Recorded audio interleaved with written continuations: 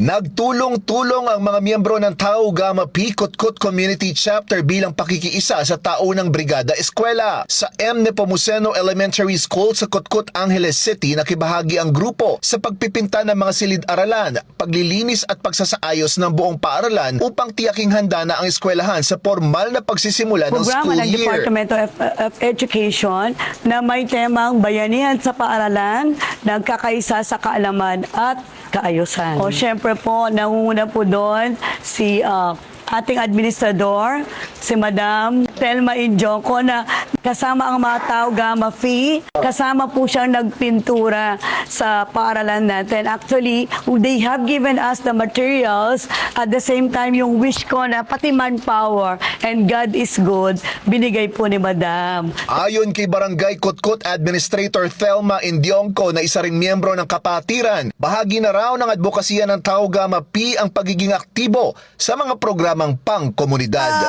Ang grupo namin, Tau Gamma Pi, tumulong po sa Brigada Eskwela dito sa MNEPO Elementary School po.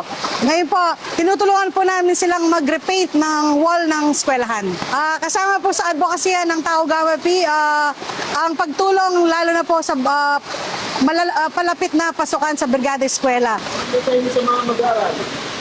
Yan, pagbubutihin yung pag-aaral nila, focus lang sa pag-aaral, saka may takot sila sa Diyos.